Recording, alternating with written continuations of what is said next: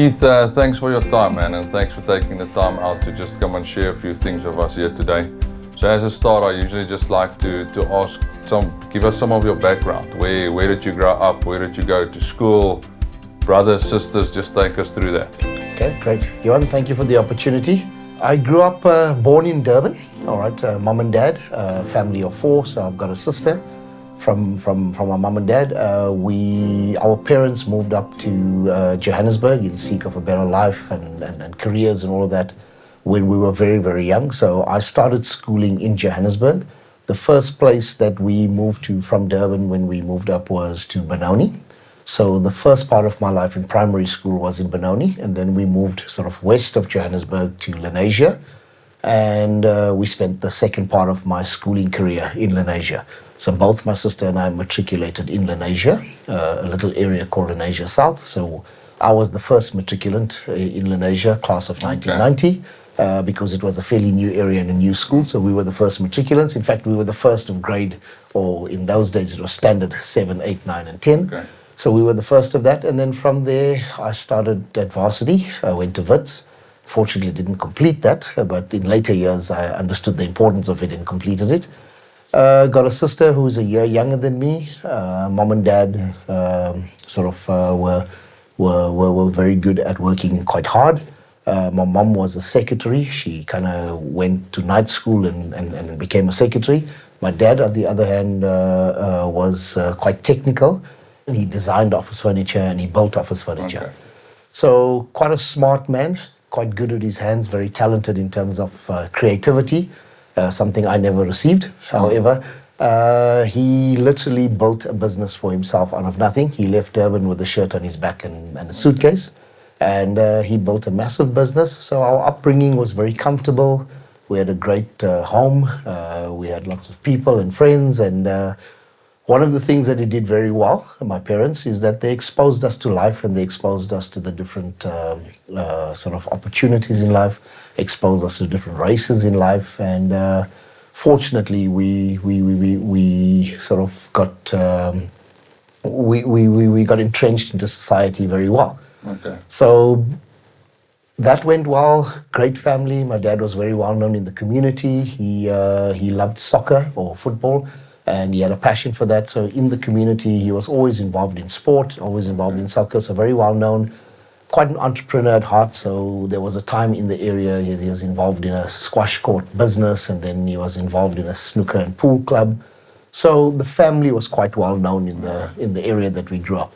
Unfortunately, while we were growing up, or as I finished matric, sort of my later teens, early adulthood, my parents got divorced. Okay.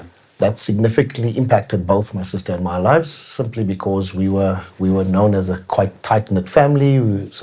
My mom hid a lot in terms of thinking that everything was well and the family was well. So How old were you? Sorry, so I was 20. 20. And my sister was 18 going on 19. So I was 20, just on 20. And, life was great at that time. I mean, we had a future. We knew exactly what we wanted to do. And literally the rug was pulled out from under us when we heard my mom and dad were going through a divorce.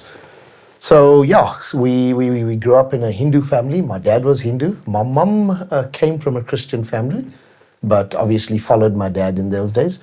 My dad, fortunately for us, wasn't a practicing Hindu or wasn't sort of very staunch in terms of Hinduism. So we grew up, if I may use the terminology, very westernized. Okay. And we were quite free to explore things. And maybe that was our sort of first hint at Christianity, where we were allowed to go to Sunday school and allowed to go to church and just get a feel for what it is. Friends that we had, schools that we had, there's a lot of the Lord's Prayer, which will always be sort of etched in my memory. And that was life at that stage. Fortunately for us, it didn't really confuse us a lot, because in the home, we weren't sort of staunch practicing Hindus. So we didn't practice the whole sort of the whole trajectory of Hinduism as such. Okay. And just also then coming back to the divorce of your parents. So you also mentioned earlier, so you studied, but you didn't finish your studies. Did the divorce have any impact on that? Yeah. So obviously, we were brought up in a very well set out household. We were not rich, but we were financially very stable. So obviously there was opportunity for varsity and opportunity. My dad was a businessman. So in that first year of varsity, or should I say I was at Wits Tech at that time, that first year of varsity, when the divorce happened, obviously everything sort of came crumbling down. Then we kind of understood that the business wasn't doing very well. My dad was in a partnership with somebody, and he turned gay. And my dad unfortunately had an affair with somebody. And can I say the popo hit the fan? Yeah. So for that season, everything that we knew about life just fell apart. Yeah. So And you were a 20-year-old, confused 20-year-old. Confused 20-year-old. Rebelling against life. And correct, not understanding what's going on, not understanding what's going to be the future, not even understanding where to from here. So I sort of went into a little bit of a tailspin, sort of affected my studies, affected varsity, and I thought, well, listen, if this is how life is, then let me just go out and do my own thing. You know? Which I'm not even sure what I was supposed to do or do. I just neglected study. I found solace in other things. Sort of going out with friends and. Yeah, tell us what those other things. What was it? What did you do? So I found solace in going out with friends. I found solace in dating too many ladies. I think I take that from my dad, because my dad always had a thing for ladies as well. Hence the reason for the divorce. And I just thought that, listen, I just need to think about myself. I became selfish. And I thought, well, I need to find my own happiness. I need to do my own thing, and I need to make my own way. And I kind of forgot what my mom was going through at that point in time, and my sister for that matter. So the good thing is that fortunately in the process of the divorce, my dad never left my sister and I. Yes, he left my mom, but he never left my sister and I. He always sort of kept us close to him. He always provided for us. He made sure that we were okay. We thought that the world would come apart, but I mean, we were young and foolish and we didn't even know any better. And he always tried to keep us in a line. Unfortunately for myself, I sort of couldn't see the light of day, and I left varsity. I went to start working because I thought, well, now I don't need you. I don't need anybody. I was cross. I was upset. I was annoyed. I was like, how could this happen to me? Why me? You point at yourself and you become very selfish because you think that I'm the bee's knees. So why is all of this happening to me? So you become inward looking and you can't see the light of day. So you sort of go down a trajectory, or you go down a road where it only becomes about you. And you create a little bit of destruction in that there. And in that time, between 21 and 22, I met somebody. And in that time there, I had a daughter out of wedlock. Okay. When I had the daughter out of wedlock is when I really sort of picked my head up and reality bit. Yeah. And then I realized... How old were you when she was born? 22. 22 going on to 23. Yeah. All right. And I didn't have a stable job. Neither did she. And I didn't have a place to stay. I was staying at home, and I just didn't know what to do. And I remember that was the first time in my life that I picked my head up and said, "Sheesh, you've created a turmoil for yourself here." And like anything in life, when you think as an arrogant man or as an arrogant youngster that you've got everything under control, you realize that nothing is in control. And you don't know sort of the end from the beginning at that point in time. And that was my first introduction into crying out to God at that point in time.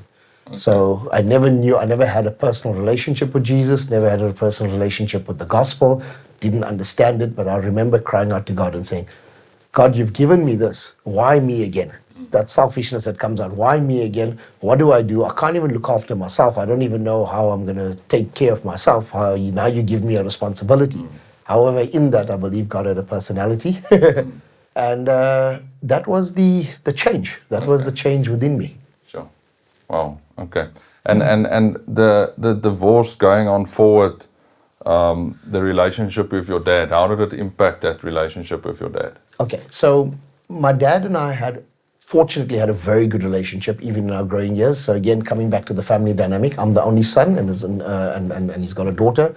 So we always had a very good relationship. He always looked out for us. He was a present dad, not a dad that was lost. So in that time there, obviously the relationship suffered a bit. So I want to say, if I look back in life, my dad and I had a seasonal relationship. So for a very, very long season, it was a great relationship. And for a short season in life, our relationship soured to a large extent. Obviously, I had a lot of anger in me, a lot of pent-up anger, and I couldn't understand why he did what he did. Obviously, being the son in the house, my mom became more important than my dad. So there were times where I kind of forgot to see what my dad was going through because a divorce affects both sides. Yeah, no, yeah, absolutely. And I kind of sided with my mom, maybe to a large extent, a few times blindsided. But the long and short of it is that even through the divorce, even though I pushed myself away from him, he was always there. He always provided, and he always was concerned. I think he also went through a lot where he didn't realize what he did. I think he realized very later on in life what he did. And after that, coming back to my situation, I had the baby. My dad supported me. My mom supported me. Okay. And being in a typical traditional environment, when one has a kid out of wedlock at that point in time, the parents get together and say, well, listen, you guys got to get married now. You got to move in together. You got to get married, and you got to start out life. And I didn't have a clue. I mean, I wasn't even fully employed at that point in time. So all of those things were there. But I remember my dad calling me one day and saying, listen, I know you kind of don't want to hear it from me. You don't want to talk to me. And our relationship is not what it used to be or whatever at that point in time. But let me just give you a little bit of advice. And that stuck with me for all of my life. He says, don't get caught in something that you don't want to do. Yes, do not walk away from your responsibility, but don't get hitched with somebody that you do not know, that you do not love, and you're not sure about things, because that will be the start to the end of your life. And he meant it in the sense that, look, take care of your responsibilities, be the man, make sure you father this child to the best of your ability, but there's no reason for you to get forced into a marriage. And that was probably the greatest thing, because unfortunately, we never got married. We lived together for a while. I got a job. We lived together for a while. That was tumultuous. I mean, that was just the worst possible decision we could have made. And I think, again, sort of thinking back now, I think we needed to do that. We needed to be in that. No disrespect to my daughter's mom, no disrespect to the relationship. We were just young and foolish. And we just never weren't ready for things. So that happened, and we lived together for about a year. And my daughter was about 16 months old, and a couple of things happened in that time. Her parents became very negative towards me. There was a season where they stopped me from seeing my little girl. So I fought very hard for that, and to the point where from the age of 18 months old to this day, she's 29 years old, she's been with me. Okay. Yeah. Awesome. So I thank the Lord for that. But in that time, I did a lot of soul searching, and that's when my journey with Christianity began. Okay. And was there any ever conflict between your dad and yourself, just from a Christian Hindu point of view, or no, not really? No, there was no conflict from a Christian Hindu point of view. At that point in time, I found that, the most comfort I found was going to church on a Sunday. Not even understanding the word, but I just felt a release. I felt a lightness by going to church. And then I just started speaking to God. and saying, look, God, this is the situation I'm in. I don't know why I'm in it. You never blame yourself. All right, but you've got to show me now. It's almost like, God, it's your fault. But now you've got to take the wheel here. That type of thing. So, and in that time there, my relationship with my dad, I wouldn't say soured, but it became distant, because he had a new life. He had a new wife. The lady that he got involved with had 3 kids, and I wouldn't say I disliked her, but I think given the fact that our worlds fell apart, I did have a little bit of negativity towards the individual, and we just maybe just values point of view, we just never aligned. Now remember, I was young, I didn't even know my own value system at that point in time, but there just was something that we could never connect with. So for a period of at least 4 or 5 years in my life, the relationship wasn't as great as what I had growing up. And part of me, I was very stubborn, because my dad reached out quite a bit, but part of me was like, no, I'm going to show you a point. That type of thing. I mean, now when you look back and you're much more mature and you've got your own kids, you think, listen, I've lost 5 years. We could have changed it, but that's hindsight. So in that time, the relationship soured quite a bit, and it became very distant. Okay. And tell me your relationship with the Lord. So as you were going to church, at what point did your relationship with Jesus became personal? So at the age of around 25, All right. My daughter was about 2 years old, and before that, there was a continuity of going to church. I started understanding a little bit, whatever. But there was a day somewhere around between 24 and 25 where just the world came crumbling down on you. You know, you just get up one morning and nothing's working, and you kind of you just don't know where to turn, and you're trying to make a living, you're trying to work. But that time, the situation with her mom and I, my daughter's mom and I, just we split again because we just couldn't live together. And I just went before God and I said, God, from what I hear you say, you're a loving God and you're a God who never leaves us nor forsake us. I need you now.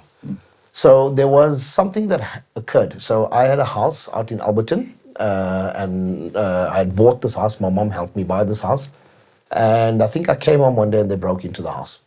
And that was almost the last straw, the tipping point for me. And I'm like, now I'm trying everything. And I mean, I'm employed, but I'm just literally making ends meet. And all of this is happening. And again, you go back into that situation of why me, why me, why me? You just blame everything else. Blame everything else but yourself. And I think that was the tipping point. That was the turning point. And I went before God and I said, well, if you are the God that you say that you are, help me. Because I can't help myself. You can see the destruction that I've created for myself, and you can see the situation that I've created myself. But the one thing that always held me dear or kept me sober or kept me focused was the fact that I had a responsibility. I had another life to care for, and I needed it. But look, my family helped me quite a bit. My sister and my mom were always there for me, and they kind of helped me through this journey. And you kind of think about the details. I don't know all of the details, but in that time there, I made a decision that day to get rid of this house and move in with my mom, with my daughter. And when I did that, I felt God say, release the past. And I think that little house that we had was something that was holding me or even bogged me down to the past. When I let go of that, got back, moved into mom. And you got to understand something, for a man to leave home and then come back home is a big thing. It's a pride thing. So it's a little bit of, you got to swallow a bit of your pride. Telling all of your friends you're moving back in with your mother. And a 25-year-old with a kid. So not only just myself, it was a big thing. And I had so much dreams to go overseas and study and work and all of that there. But in that there, that was always the tipping point or the change that sort of started helping me unfocus and unlock myself out of the secular environment and focus more in terms of God. At that point in time, it was God. I didn't have a personal relationship, so it was God. And it was, it wasn't a sprint; it was a journey. And to this day, I'm still journeying with the Lord. It just gets better and better and better. But in that day, I moved in with my mom, tried to set myself out, and then I started focusing on my career. And in that day, the gifts and the blessings that God gave me in that day, even though I thought to myself I deserved it, and only today do you realize it was just a gift and you are undeserving of anything. And then I went back to putting my head down to study, growing myself. I started working. I got involved in the financial services industry. I started life out as a stockbroker around about 25, 26, worked for a company called Khan Shapiro Stockbroking Company. From there, I got a job at Investec. I got involved into the world of asset management. And from there into HSBC Bank. So my entrance into HSBC Bank almost sort of solidified my career into that. And it was in that season where, as this was happening, as I was getting more involved in church, and when I say getting more involved in church, I was still a Sunday Christian. I didn't understand about serving God. I didn't understand all of the things. But the one thing, there was something in me that just had a yearning to understand more about this God that everybody talks about and everybody raves about. So in that time there was two things that I asked God one day. I said, number one, if you want me to know more about you, put me in a church that preaches the true word of God. Put me in a church where there are authentic people and real people. And put me in a church where there are men that can really guide me and walk with me. Because if you leave it to me again, it's not going to work. Fall apart. And that's what I see in so many, in the lives of so many men. Men, we're proud, we want to fight this battle on our own, and it's a discussion I've had with many men, just the impact of other men around you. But we'll get to that now. So I wanted to ask you. So obviously from there, so building this relationship with the Lord, and then as part of this blessing, you met your beautiful wife, which you married to today. Yeah. And tell us about that, because I know you mentioned to me that she was also Hindu. Yes. A new Christian. So I mean, I know, and we know as a man, and as from a wedding, from a marriage point of view, this covenant between two people believing in two different things, it's tough. It's a recipe So how for did you? disaster. Yeah, so that's much better stated. So how did you go around this? So you were Christian, she was Hindu. Just talk us through that. Okay, so just to take a step back, as I said, I started getting involved more in church, and I started to understanding what this Christianity is all about. And in that time there, I gave my life to the Lord. I got baptized. My daughter was in kids ministry or Sunday school, if that's the way you want to put it. And we really started building a relationship in the church that we were. We started building a relationship with people. And God started doing something in my life. What it is, I'm not sure, but there was this yearning to understand more of the gospel. So when I got baptized, it changed my life. It brought it to another level, and my relationship with the Lord started getting a little bit stronger. With that said, at the same time, I was still very secular. Still wasn't understanding the depth of Christ, wasn't understanding the depth of a relationship with Him, still lived life the way it is. And obviously, whenever I needed Him, I'd go and sort of pray and that type of thing. So in that time there, I met my wife. We were in school together, funny enough, and we kind of had a little bit of a dating fling in school, but we were 14, 15 and didn't really understand it. But then we kind of met like 10 years later. And we met at a New Year's party. Okay. And we just got to chatting, and and at that stage I was also sort of saying to the Lord, listen, I mean, I'm getting older now, I'm coming close to 30, I need to get settled down. I've also got a daughter, but also with that you're going to meet somebody who's prepared to take you with your daughter, because that was a non-negotiable, because I had the privilege of having my daughter with me. So I met her, we started chatting, and I think it was around about a year into maybe 6 months into our dating that we realized actually there's something here and we're just going to continue with this. And then it was a year later, and then we started talking about, look, there's a possibility that we could build a life together. And at that stage, my journey with Christianity or with the Lord or with church at that point was getting stronger and stronger and stronger. She knew that. I put it up front and I said, well, I'm Christian, she's Hindu. Fortunately for us as well, she comes from a Hindu background. Again, not as staunch and sort of by the book as such. Her parents were also quite open-minded.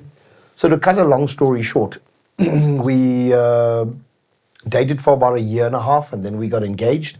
And when we got engaged, these discussions became quite real, because now we knew, listen, this is real now. We're going to build a life together. So we were honest with each other. We started opening up. Fortunately for me, my wife understood that, look, she's going to follow me. And we sort of started walking again, coming back to that point I made where I asked God some time ago, if I'm going to journey with you, put me with people that are really going to impact my life. So we went to a pastor who was in our church, and we said, look, in about a year's time, we want to get married. This is a situation. She's Hindu, I'm Christian. How does all of this work? Because we also didn't have the answers. We knew we loved each other, but we also knew that, listen, we can't get into a marriage where she's going to follow her way, I'm going to follow my way, because at some point in time it's gonna collapse and it's going to collide. And I wasn't prepared to start out life again. I said, this is the real deal, and I'm going to make it work properly. And at that time, by God's grace, I was a little bit more mature. I was a little bit more understanding of life, and I had a little bit more wisdom in me.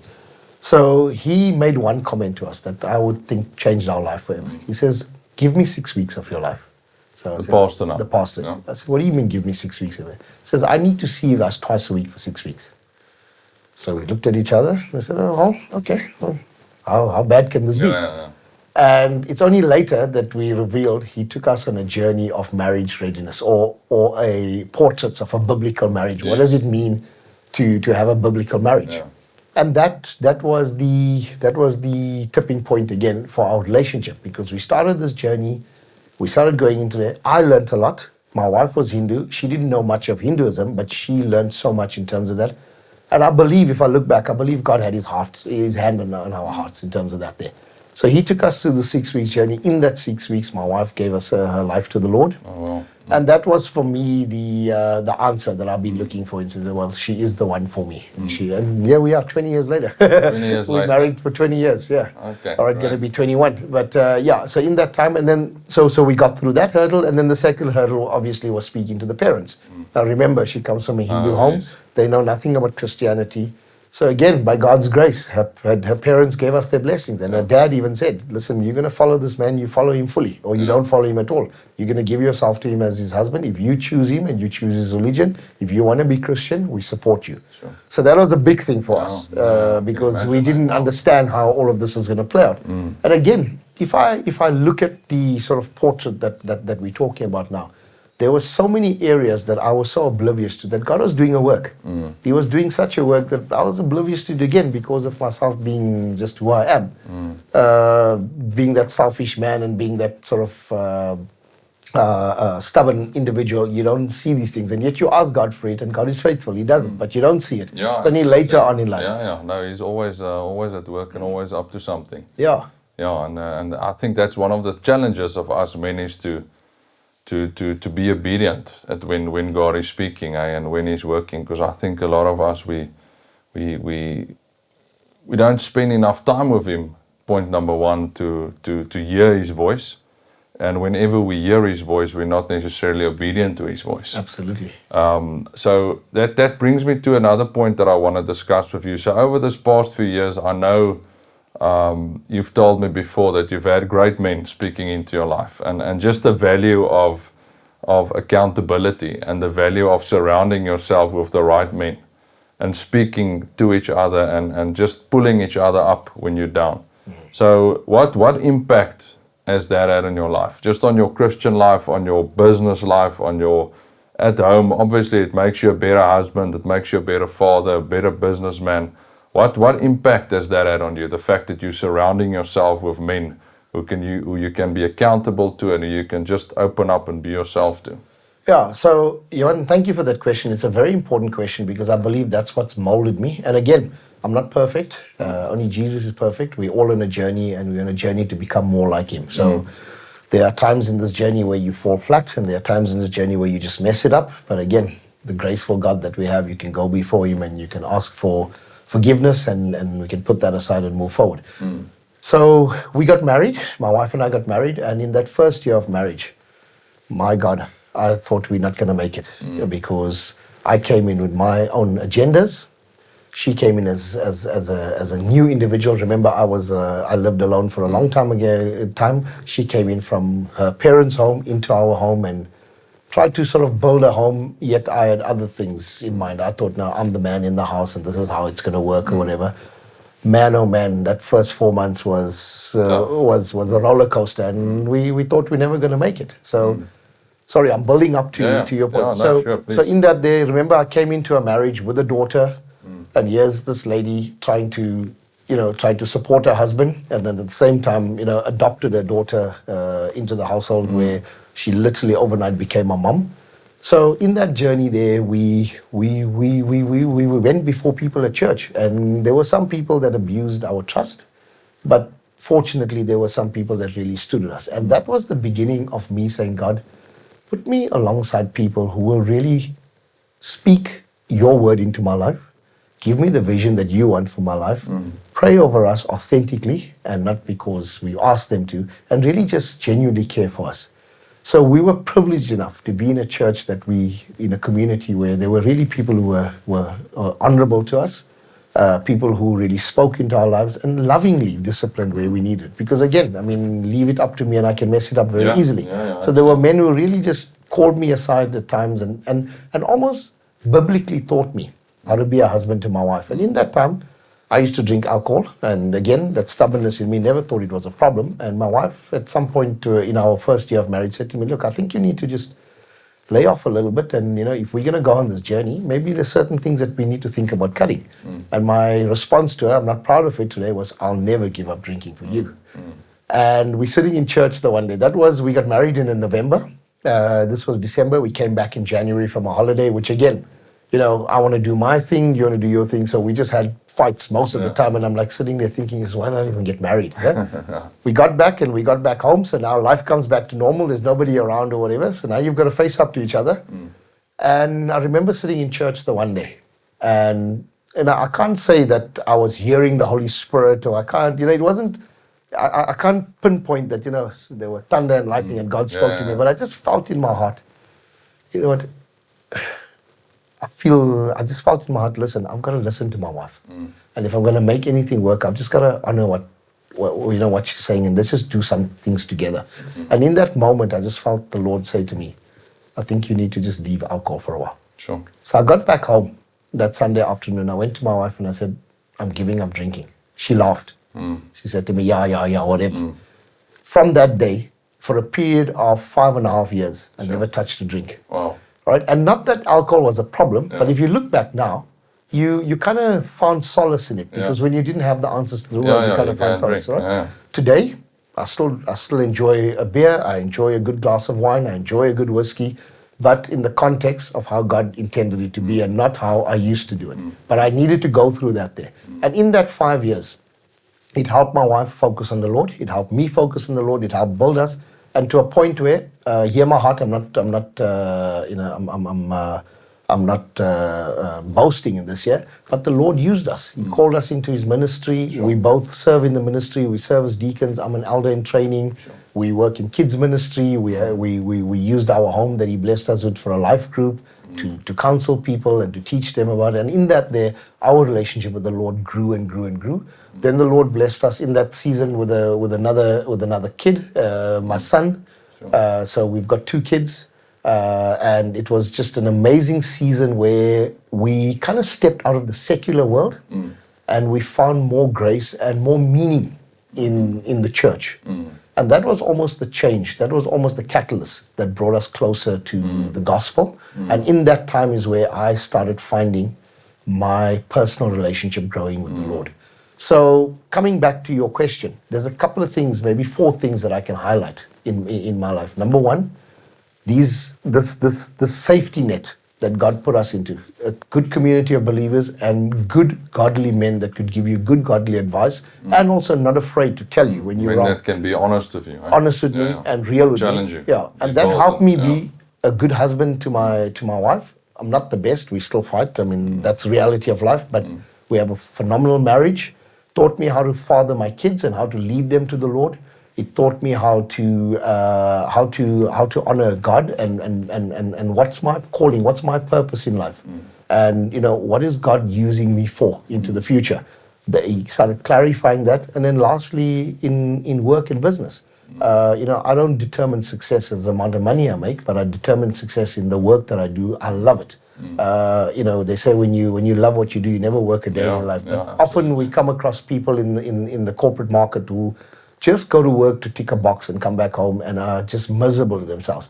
I can say by God's grace that I love what I do. I believe it's a calling. I believe it's a passion. And in that day, I can use my experiences with my journey with Christ to impact other people's lives. Sure. Keith, that's awesome, man. And then, maybe as we're starting to close this one thing that I've picked up in so many men on the discussions that I've had is again just the having the vulnerability to share your heart and to share what's on your heart and just to redefine what a man is. The secular world, you were also just discussing it. I mean, all the stuff that we see on TV, the success we see in the world regarding money and business and ladies and cars and material things and it's just so different if we decide to follow the Lord. And one thing that I've also learned is just the impact that my relationship with the Lord has had on the impact that the relationship I've had on my wife and with my kids. And just the absolute pleasure it is for me to spend time with my kids and my wife and building a business that I know is part of God's kingdom. And being generous. And maybe just as a closing, if I can ask you a question. So if I came to you today and I ask you, Keith, define a man of God to me. I hear it in the world. I read about it. Some people in church speaks about being a man of God. If I had to ask you that question, what would you answer? Okay, so I want to start off with a saying that, firstly, a true man of God is an imperfect man, all right, who is driven by God's grace and mercy. Sure. Because every day we got to cry out for His grace and mercy. What you say is very real. We live in a secular world. We're part of the secularism. We also, as men, we also want that successors. We also want to be the providers for our families. We also in business we see things. We want the good cause, but then there's a peace that the word says there's a peace that succombs all understanding. There's a scripture that God laid on my heart a long time ago. It says, I promise you all these things. I think it's in Matthew 6, verse 28. The scripture goes, all these things He promises, but seek first His kingdom and His righteousness, and all else will be given unto you. Now, that all else given unto you is not what you desire. It's what His will for your life is. So I think until you find that, you will always be in that space. And it's a battle. It's a real, I'll be lying to you if I say there's times where I don't want to look at another lady. There's times where I also want, what my neighbor has. He buys a new car. I also want the great holiday. I want the big house. I want success at work. I want to grow up the corporate ladder. And then there's a time where you just sit back and say, Lord, actually, I'm grateful for what you've given me. Right? What can I do to use what you've given me for your glory? Because it's in that where the success lies, I believe. So if I can answer you, I think what is the true, authentic Christian man? A man whose heart is after Jesus, a man who's really crying out to Him, saying, Lord, what is my purpose in life and what is your will for my life? Because our will for our life is completely different. Yeah. And we often get caught between that because, yes, I'll give you a typical example, and I don't know if it happens, again, being vulnerable, is that I want something. Like, I'll give you an example, like, I want a new car. So I find every reason, we kind of pray, because we're Christian men, we pray about things. And we say, Lord, help me, I want to make a big decision or whatever. But you find yourself going before the Lord, justifying why you need this new car, if I can use that as an example. Yeah. So those are the real challenges that you have as a man. And that's the time where I believe when you take a moment out, quieten yourself, and go and spend some quiet time with the Lord. For me, that's where the magic happens. Never try as best as possible, and I sit here telling you that it's a real battle. It's a battle that I have to deal with every day, is finding that time, that quiet time with the Lord. Because it's so easy to put everything else first. It's so easy to put a meeting first. It's so easy to put gym first. It's so easy to even say, well, listen, let me find an excuse and take my wife out for a breakfast. Although all those are good things. Yeah.